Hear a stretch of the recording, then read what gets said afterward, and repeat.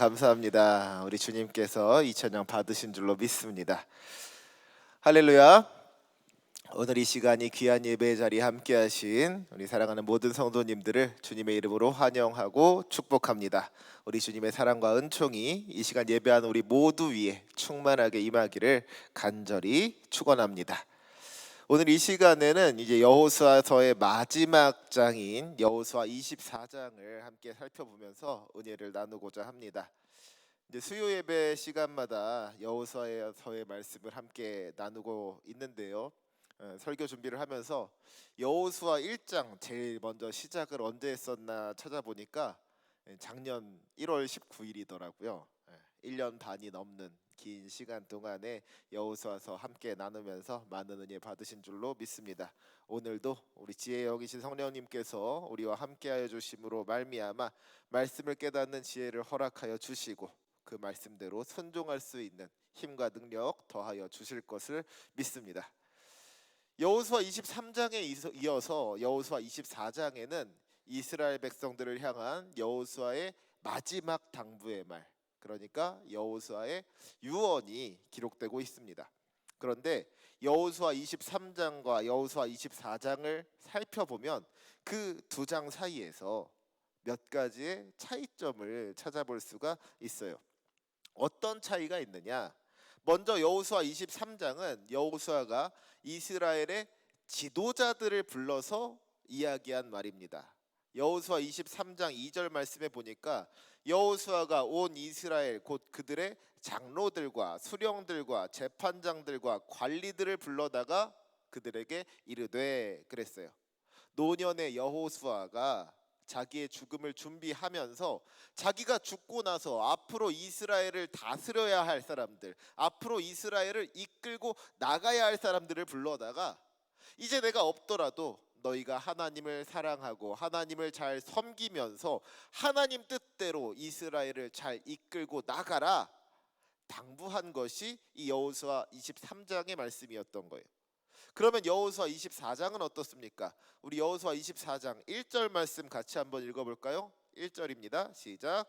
여호수아가 이스라엘 모든 지파를 세겜에 모으고 이스라엘 장로들과 그들의 수령들과 재판장들과 관리들을 부르매 그들이 하나님 앞에 나와 선지라. 아멘. 앞에서 여호수아 23장에서는 여호수아가 이스라엘의 장로들과 수령들과 재판장들과 관리들을 불렀다 그랬어요. 그런데 24장에서는 여호수아가 누구를 불렀어요? 여호수아가 이스라엘 모든 지파를 세겜으로 모았다 그랬습니다. 지도자들만을 부른 것이 아니라 이스라엘 온 백성을 다 불러놓고는 이야기를 하는 거예요. 그래서 이어지는 2절 말씀에도 보니까 뭐라고 하고 있어요? 여호수아가 모든 백성에게 이르되 그랬습니다. 그러니까 여호수아의 이야기를 듣는 이 대상이 이스라엘의 지도자들만이었느냐 아니면 모든 백성들이었느냐 하는 점에서 이 여호수아 23장과 24장이 차이점을 보이고 있는 거예요. 그런가 하면 여호수아 23장과 24장에는 또 다른 차이점이 있습니다. 그것이 무엇이냐? 여호수아 23장에서는요 여호수아가 어디서 이야기를 했는지 그 장소가 구체적으로 기록되어 있지는 않습니다.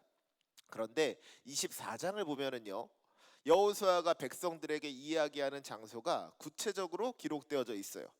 여호수아가 이스라엘 모든 지파를 어디로 모았다 그랬어요? 세겜으로 모았다 그랬습니다. 여호수아가 이 마지막 유언을 남기는 장소가 세겜이었다는 거예요. 그러면 왜 여호수아가 이 마지막 유언의 말을 세겜에서 남겼는가? 여기에는 분명한 이유가 있는 겁니다. 지금 여호수아가 살던 곳이 어디입니까? 이스라엘 백성들이 그 땅을 나누는 장면을 보면은요 모든 지파가 땅을 다 나눠 가진 다음에 마지막으로 여호수아가 자기가 살 땅을 요구하는데 그곳은 에브라임 산지 딥낫세라였습니다. 여호수아가 거기 살았을 거란 말이에요. 그런데 여호수아가 자기가 살고 있는 딥낫세라로 사람들을 부르지 않았다는 것이죠. 사실 이제 죽음을 앞두고 있는 노년의 나이에 다른 곳으로 간다는 게 쉬운 일이 아닌 거잖아요. 만약에 여호수아가 내가 이제 너희들에게 할 말이 있으니까 다들 나 있는 곳으로 와라 그랬으면 이스라엘 온 지파가 딥나세라로 모였을 겁니다. 그런데 여호수아가 이스라엘 모든 지파를 어디로 모았어요? 세겜으로 모았다는 거예요. 그 말은 여호수아 자신도 그 노구를 이끌고 세겜으로 갔다는 이야기죠. 이것은 이스라엘을 향한 자기의 그 마지막 말을 아무 데서나 하지 않고 세겜에서 해야 했던 이유가 있었다는 이야기입니다. 지난번에 윤석열 대통령이 대통령 취임식을 하면서도 대통령 취임식 장소를 어디로 하느냐 하는 문제를 가지고 이런저런 이야기들이 있었어요. 뭐 서울 광장에서 하면 좋겠다, 국립중앙박물관에서 했으면 좋겠다, 용산 시민공원에서 했으면 좋겠다, 여러 후보지를 놓고 고민을 하다가 결국에는 그냥 전에 하던 대로 국회의사당 앞마당에서 하자 그렇게 결정이 됐단 말이에요. 이런 것도 사실은 그 장소가 담고 있는 상징성이 있기 때문인 것이죠. 똑같은 이야기를 하더라도 어디서 하느냐에 따라서 그 이야기가 다르게 들릴 수 있다는 거예요. 오늘 우리가 지금 이렇게 대성전에서 예배를 드리게 되었잖아요. 지금 중성전에서 에어컨 공사를 하는 바람에 지금 저희가 대성전에서 예배를 드리고 있는데요. 이게 말씀을 전하는 제 입장에서 중성전에서 말씀을 전하는 거랑 이렇게 대성전에서 말씀을 전하는 거에는 생각보다 큰 차이가 있습니다. 아무래도 저한테는 중성전이 좀 더 익숙하고 편안한 장소인 것 같아요. 이렇게 대성전 강단에 서잖아요. 그러면은 왠지 모르게 더 많이 떨리고 더 많이 긴장되는 것을 경험하게 됩니다. 이 다리가 보여서 그런 건지, 막 다리가 후들후들 떨리면 숨길 수가 없어서 그런 건지 모르겠는데 좀 그렇더라고요. 아마도 예배를 드리는 여러분들도 중성전에서 예배드릴 때랑 대성전에서 예배드릴 때랑 예배를 드리는 그 마음가짐이 조금은 다르지 않을까 하는 생각을 합니다. 같은 말씀일지라도 어디에서 선포되느냐 또 어디에서 듣느냐에 따라서 그 느낌이 다르고 감동이 다르더라는 거예요. 그러면 여러분, 세겜은 어떤 곳입니까? 창세기 12장을 보면은요, 하나님께서 아브라함을 택하여 부르시는 장면이 기록되어져 있습니다. 우리가 너무나도 잘 알고 있는 말씀이죠. 하나님께서 아브라함에게 말씀하시기를 너는 너의 고향과 친척과 아버지의 집을 떠나 내가 내게 보여줄 땅으로 가라. 내가 너로 큰 민족을 이루고 내게 복을 주어 내 이름을 창대하게 하리니 너는 복이 될지라. 놀라운 축복의 약속을 허락해 주셨다는 거예요. 그리고 이제 아브라함이 그 말씀에 순종하여서 고향과 친척과 아버지의 집을 떠나서 하나님께서 이끄시는 대로 나아갑니다. 그리고 그렇게 하란 땅을 떠난 아브라함이 가나안 땅에 들어가서 세겜 땅 모래 상수리 나무에 이르렀을 때 하나님께서 아브라함을 찾아오시죠. 창세기 12장 7절부터 9절까지의 말씀입니다. 여호와께서 아브라함에게 나타나 이르시되 내가 이 땅을 내 자손에게 주리라 하신지라. 자기에게 나타나신 여호와께 그가 그곳에서 제단을 쌓고 거기서 베델 동쪽 산으로 옮겨 장막을 치니 서쪽은 베델이요 동쪽은 아이라. 그가 그곳에서 여호와께 제단을 쌓고 여호와의 이름을 부르더니 점점 남방으로 옮겨갔더라. 그러니까 여러분, 세겜 땅이 어떤 땅인 거예요? 하나님의 약속을 붙잡고 고향을 떠나 가나안에 들어간 아브라함이 하나님을 만났던 곳이 세겜인 겁니다. 하나님께서 아브라함에게 내가 이 땅을 내 자손에게 주리라 약속해 주셨던 땅이 세겜인 거예요. 아브라함이 하나님을 위하여서 제단을 쌓고 하나님의 이름을 불렀던 곳이 바로 이 세겜인 겁니다.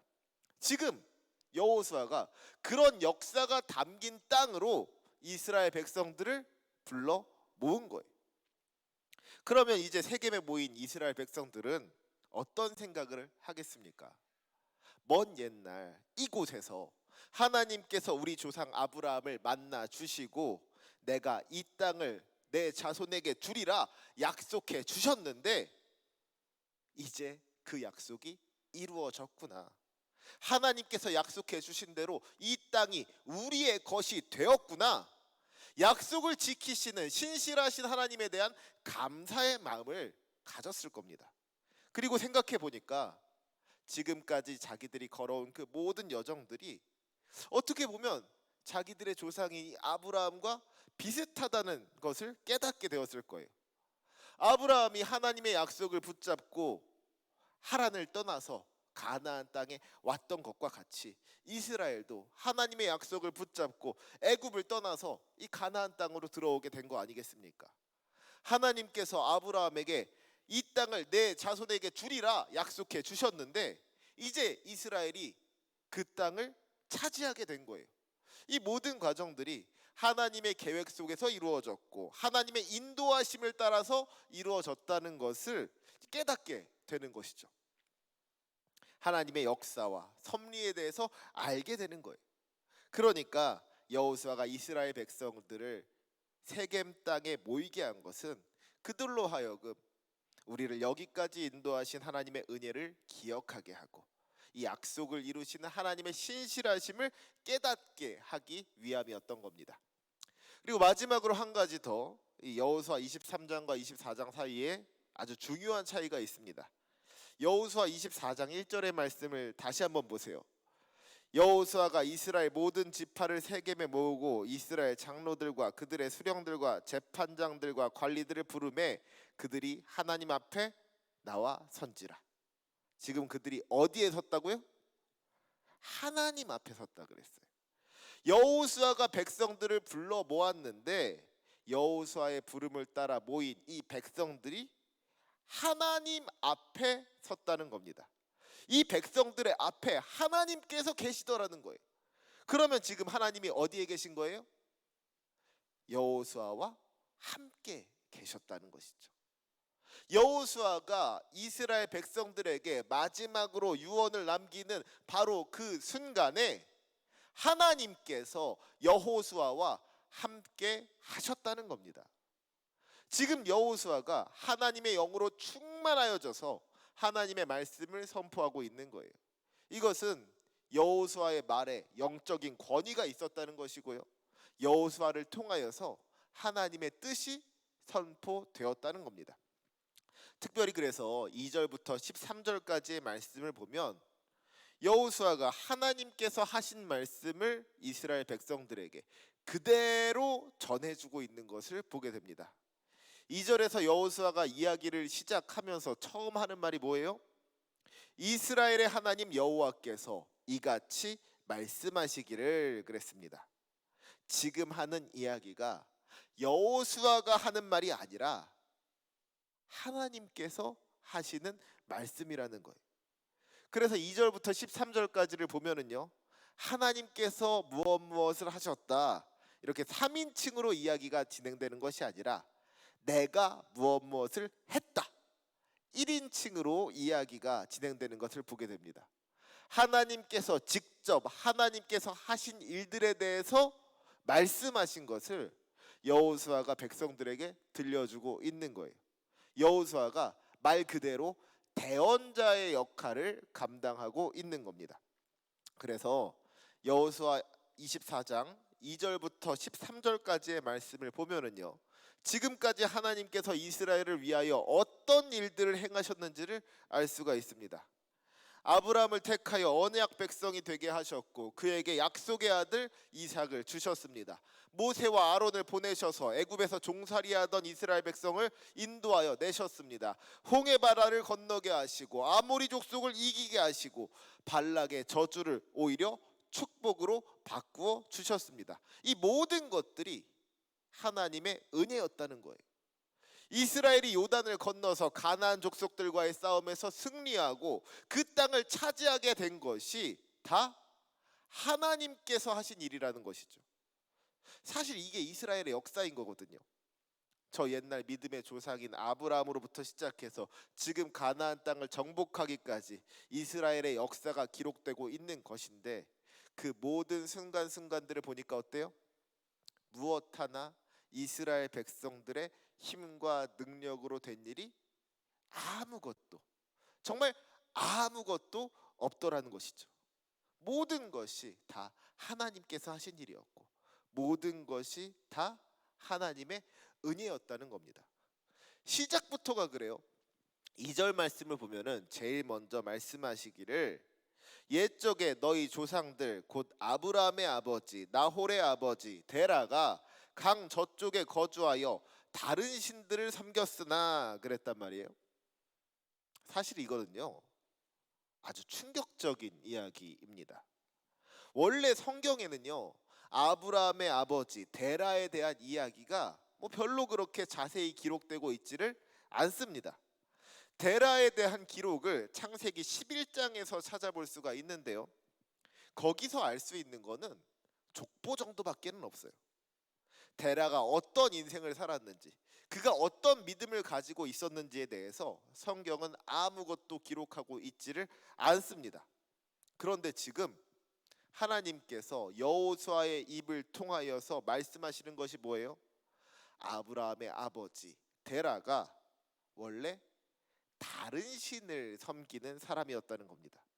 그가 하나님을 섬기지 아니하고 우상을 섬기는 사람이었다는 거예요. 그러면 여러분 아브라함은 어땠겠습니까?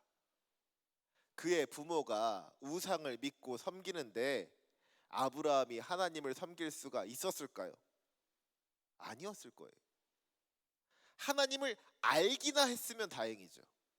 어쩌면 아예 하나님이 계신다는 것을 알지도 못한 채로 그의 부모를 따라서 우상을 섬겼을 수도 있는 겁니다.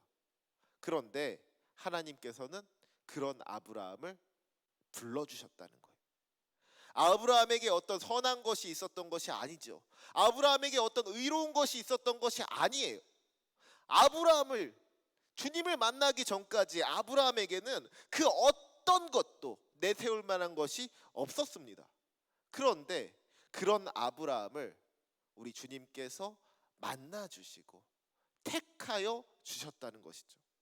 아브라함이 주님을 찾기 전에 주님께서 아브라함을 찾아오셔서 그를 부르시고 그에게 축복의 약속을 주셨다는 거예요.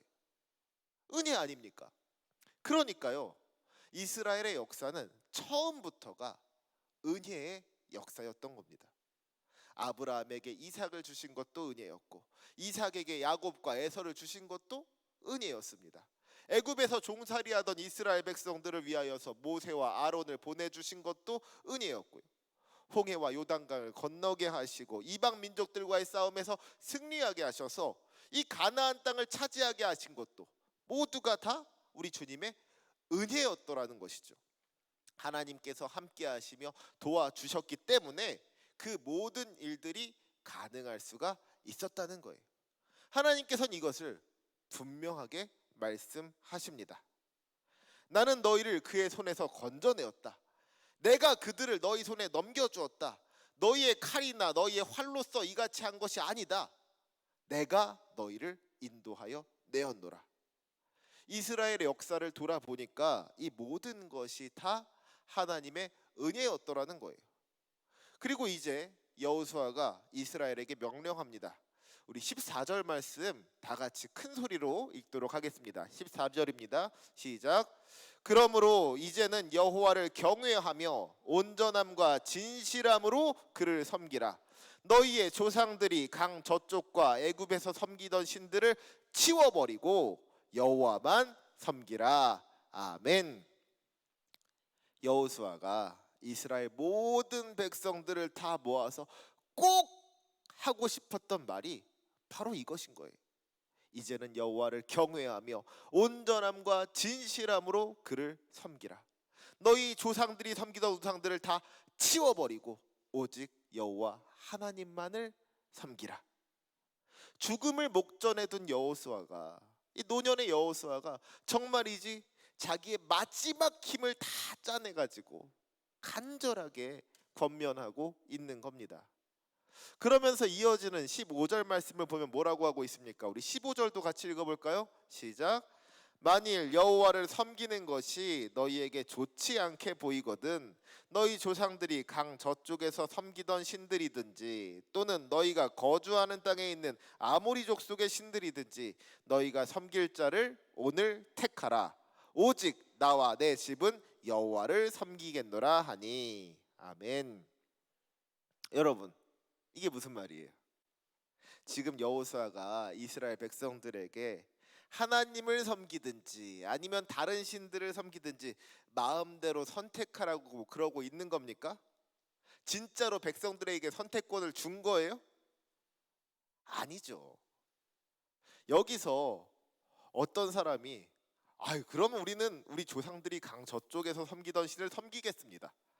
우리는 아모리 족속의 신을 섬기겠습니다. 뭐 그럴 수 있겠냐는 거예요. 아닌 거예요. 만약에 그런 사람이 있다면 눈치가 없어도 정말 완전히 없는 사람인 겁니다. 제가 어릴 적에 그랬던 적이 있어요. 이제 뭘 그렇게 잘못했는지는 기억이 잘 안 나는데 아무튼 제가 뭐 늘 잘못을 했으니까 그때도 잘못을 했겠죠. 뭔가 잘못을 크게 했던 것 같아요. 그래서 아버지한테 막 혼이 나는데 나중에는 저희 아버지가 너무 화가 너무 많이 나시니까 저한테 그러시는 거예요. 너 같은 아들 새끼 안 키워. 이 집에서 나가. 그래서 제가 어떻게 했을까요? 아버지의 명령을 따라서 순종하는 마음으로 아버지께서 나가라고 하시니까 정말로 나가려고 그랬어요. 그래서 현관으로 가가지고선 주섬주섬 신발을 꺼내가지고 신는데 그때 저희 아버지가 제 뒤통수를 그냥 팍 뿌려치시면서 소리치시는 거예요. 이 새끼가 나가란다고 진짜 나가! 제가 그날 얼마나 맞았는지 몰라요. 여러분, 아버지께서 너 같은 아들 안 키운다고 집에서 나가라고 하면 뭐라고 대답해야 되는 거예요? 아버지 죄송해요. 잘못했어요. 다시는 안 그럴게요. 그래야지 이게 이야기가 되는 거예요. 나가란다고 진짜 나가면 이상해지는 겁니다. 마찬가지로 지금 여호수아가 너희가 섬길 자를 오늘 택하라고 하는 것은 진짜로 어디 한번 너희들 마음대로 골라보라고 하는 이야기가 절대로 아닌 겁니다. 여호수아가 이 백성들을 하나님께서 아브라함을 만나 주시고 아브라함에게 약속의 말씀을 주셨던 이 세겜 땅으로 불러다 놓고서 지금까지 하나님께서 우리에게 얼마나 많은 은혜를 베풀어 주셨는지를 구구절절 이야기했는데 여기서 지금 이 상황에서 하나님이 아니라 다른 신을 섬기겠다고 하는 사람이 있으면 그건 좀 어디 문제가 있는 사람인 거잖아요. 이스라엘 백성들이 아무리 부족하다 그래도 아무리 모자라다 그래도 그 정도까지는 아니었단 말이에요. 그래서 이스라엘 백성들이 대답을 합니다. 16절 말씀에 보니까 뭐라고 대답하고 있어요? 백성이 대답하여 이르되 우리가 결단코 여호와를 버리고 다른 신들을 섬기기를 하지 아니하오리니. 너희가 섬길 자를 오늘 택하라는 이 여호수아의 말에 백성들이 대답하기를 우리가 결단코 여호와를 버리고 다른 신들을 섬기기를 하지 않겠다 그런 겁니다. 그런데 여기 한 가지 문제가 있었어요. 이스라엘 백성들이 대답하기를 우리가 결단코 여호와를 버리고 다른 신들을 섬기지 않겠습니다. 우리가 오직 하나님만을 섬기겠습니다. 그러고 끝났으면 참 깔끔하고 좋았을 텐데 우리가 결단코 여호와를 버리고 다른 신들을 섬기기를 하지 아니하오리니 하면서 그 뒤에 어떤 말을 덧붙이더라는 것이죠. 그럼 그게 뭐예요? 우리 17절과 18절의 말씀을 함께 읽도록 하겠습니다. 17절과 18절 말씀 읽습니다. 시작. 이는 우리 하나님 여호와께서 친히 우리와 우리 조상들을 인도하여 애굽 땅 종되었던 집에서 올라오게 하시고 우리 목전에서 그 큰 이적들을 행하시고 우리가 행한 모든 길과 우리와 지나온 모든 백성들 중에서 우리를 보호하셨음이며 여호와께서 또 모든 백성들과 이 땅에 거주하던 아모리 족속을 우리 앞에서 쫓아내셨음이라. 그러므로 우리도 여호와를 섬기리니 그는 우리 하나님이심이니이다 하니라. 여러분, 얼핏 보면은 지금 이 말씀에 아무런 문제가 없는 것처럼 보입니다. 지금 여호수아가 이스라엘 백성들에게 너희가 섬길 자를 오늘 택하라 하고 이야기하기 전에 하나님께서 우리에게 얼마나 많은 은혜를 베풀어 주셨는지를 이야기했잖아요. 지금 이스라엘 백성들이 똑같이 하나님께서 우리에게 이런 은혜를 베풀어 주셨다고 이야기를 했단 말이에요. 우리 하나님께서 우리와 우리 조상들을 인도하여 애굽 땅 종되었던 집에서 올라오게 하셨습니다. 우리의 목전에서 큰 이적들을 행하시고 우리가 행한 모든 길과 우리가 지나온 모든 백성들 중에서 우리를 보호해 주셨습니다. 이 땅에 거주하던 아모리 족속들을 우리 앞에서 쫓아내 주셨습니다. 여기까지만 보면 이 사람들이 그저 하나님의 은혜를 다시 한번 고백하는 것처럼 보이죠. 그런데 그 다음에 이어지는 말이 문제인 거예요. 이스라엘 백성들이 하나님의 은혜에 대해서 이야기한 다음에 뭐라고 합니까? 그러므로 우리도 여호와를 섬기리니 그는 우리 하나님이심입니다. 이게 지금 무슨 말이에요? 이스라엘 백성들이 한 말을 간단하게 요약하면 이런 겁니다. 하나님께서 우리에게 은혜를 베풀어 주셨습니다. 그러므로 우리도 하나님을 섬기겠습니다. 이것은 조건적인 믿음에 대해서 이야기하고 있는 겁니다. 하나님께서 우리에게 은혜를 베풀어 주셨기 때문에 그 은혜에 보답하는 차원에서 하나님을 섬기겠다는 거예요. 그러니까 이 말을 뒤집어서 생각하면 뭐가 되는 거예요? 만약에 우리 하나님께서 우리에게 은혜를 베풀지 않으셨더라면 우리도 하나님 섬기지 않겠다는 이야기가 되는 거예요. 우리에게 복 주시는 하나님은 좋지만 우리에게 복 주시는 하나님은 우리가 섬길만 하지만 만약에 하나님께서 우리에게 복을 주시지 않는다면 그런 하나님 필요 없다는 겁니다. 어디까지나 자기들의 이익을 따라서 하나님을 섬길지 말지를 결정하겠다는 그런 어떤 계산적인 마음이 이스라엘 백성의 대답 속에 은근히 들어있더라는 거예요. 이것은 제대로 된 믿음이 아닌 것이죠. 작은 시련과 고난에도 쉽게 흔들리고 무너질 수밖에 없는 나약한 믿음인 거예요. 이것이 얼마나 안타까운 일입니까? 사실 지금까지 이 40년의 광야 생활과 가나안 정복 전쟁은 모두가 이스라엘 백성들로 하여금 하나님을 믿고 의지하게 하려는 신앙의 훈련 과정이었던 겁니다. 그 어떤 시련과 고난이 올지라도 우리 하나님만 믿고 의지하면 다 이겨낼 수가 있고 승리할 수가 있다는 것을 이스라엘 백성들로 하여금 깨닫게 하려고 하나님께서 부단히도 애쓰신 거예요. 그런데 우리 인간이 얼마나 부족하고도 연약한 존재인 것인지 그 모든 훈련의 결과가 이거밖에 안 되는 거예요. 하나님과 동행하며 40년의 광야 생활을 지나고 가나안 땅을 정복한 다음에도 기껏해야 한다는 말이 하나님께서 우리에게 은혜를 베풀어 주셨으니까 우리도 하나님을 섬기겠습니다. 이거라면 이거는 뭐 낙제점을 줘도 할 말이 없는 거잖아요. 그러니까 이스라엘 백성들이 우리가 하나님을 선택하겠습니다, 우리가 하나님을 섬기겠습니다 말했음에도 불구하고 이 여호수아가 만족스럽지가 않은 겁니다. 하나님께서 복을 주셨기 때문에 하나님을 믿는 그런 믿음이라면 하나님께서 복을 주시지 않는다면 언제든지 그 믿음 버릴 수 있는 거잖아요. 하나님이 아닌 다른 우상이 복을 주겠다고 꼬시면 언제든지 거기에 홀라당 넘어갈 수도 있는 거잖아요. 그러니까 여호수아가 다시 이야기를 하는 거예요. 우리 19절과 20절의 말씀 함께 보도록 하겠습니다. 우리 19절 20절입니다. 시작. 여호수아가 백성에게 이르되 너희가 여호와를 능히 섬기지 못할 것은 그는 거룩하신 하나님이시요 질투하시는 하나님이시니 너희의 잘못과 죄들을 사하지 아니하실 것임이라. 만일 너희가 여호와를 버리고 이방 신들을 섬기면 너희에게 복을 내리신 후에라도 돌이켜 너희에게 재앙을 내리시고 너희를 멸하시리라 하니. 아멘. 지금 여호수아가 이스라엘 백성들에게 하는 말이 무엇입니까? 너희가 여호와를 능히 섬기지 못할 것이라 그랬어요. 지금 이스라엘 백성들이 가지고 있는 믿음, 하나님께서 은혜를 베풀어 주셨기 때문에 믿겠다는 이런 어떤 조건이 붙어 있는 믿음으로는 하나님을 온전히 섬길 수가 없다는 겁니다. 왜냐하면 우리 하나님은 거룩하신 하나님이시고 질투하시는 하나님이시기 때문에 그런 거예요.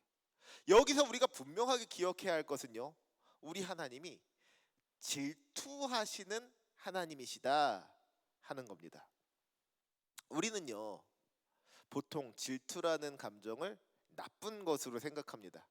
왜냐하면 이 질투라는 것이 죄악과 밀접하게 연관되어져 있기 때문에 그래요. 가인이 아벨을 죽인 이유가 무엇이었어요? 자기의 제사를 받지 않으신 하나님께서 아벨의 제사를 받아 주셨기 때문에 하나님께서 자기보다 자기 동생을 더 사랑하시니까 그것이 질투가 나서 결국에는 형제살인이라는 끔찍한 죄를 짓게 되었다는 것이죠. 마가복음 7장 22절에도 보면 예수님께서 사람의 마음에 나오는 악한 생각의 하나로 이 질투를 이야기하시는 것을 보게 됩니다. 그런데 우리 하나님이 질투하시는 하나님이시라니요. 이것이 우리 생각에 조금은 이해하기가 쉽지 않더라는 거예요. 그런데 우리 하나님이 어떤 분이신지를 가만히 생각해 보면은요, 우리 하나님이 질투하시는 하나님이 될 수밖에 없다는 것을 깨닫게 됩니다. 여러분, 우리 하나님은 어떤 분이십니까? 우리 하나님은 이 세상 만물을 창조하시고 다스리시는 능력의 주님이십니다. 세상 그 무엇도 우리 주님으로부터 비롯되지 않은 것이 없으며 주님 없이는 존재할 수가 없는 거예요. 이 세상 만물의 이유가 되시고 또한 목적이 되시는 분, 모든 찬양과 영광을 받기에 합당하신 분이 우리 주님이신 줄로 믿습니다. 그래서 바른 믿음이 있는 사람이라면 이렇게 고백해야 하는 거예요. 주님 한 분만으로 나는 만족합니다. 주님만 있으면 다른 것은 아무것도 필요하지 않습니다. 나는 주님만으로 충분합니다. 이게 우리의 고백이 되어야 한다는 것이죠. 우리 같이 한번 고백해 볼까요? 따라 하시기 바랍니다. 주님 한 분만으로 나는 만족합니다. 주님만 있으면 다른 것은 아무것도 필요하지 않습니다.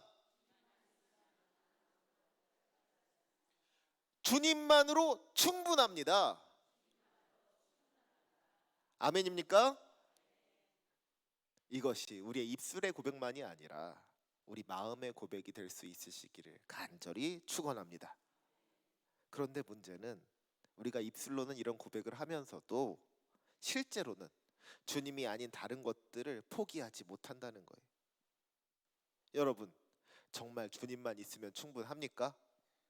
주님이 있으면 다른 거 없어도 됩니까? 집이 없어도, 차가 없어도, 당장 먹을 쌀이 떨어져도 주님이 있으면 그것만으로 만족하실 수가 있으시겠습니까? 욥과 같이 재산을 잃고 자식을 잃고 건강을 잃어버린 다음에도, 주변 사람들이 다 자기를 떠나간 다음에도 그래도 주님께서 나와 함께 하시니 나는 행복합니다 고백할 수가 있겠냐는 거예요. 가만히 생각해 보면은요, 이게 사실은 쉬운 일이 아니더라는 것이죠. 그런데 우리 주님께서는 그것을 원하신다는 겁니다. 그래서 우리 주님은 질투하시는 하나님이 되실 수밖에 없는 거예요. 우리가 하나님 한 분만으로 만족하지 않고 하나님 말고 다른 것들을 더 원하면 우리 하나님께서 질투하실 수밖에 없는 거잖아요.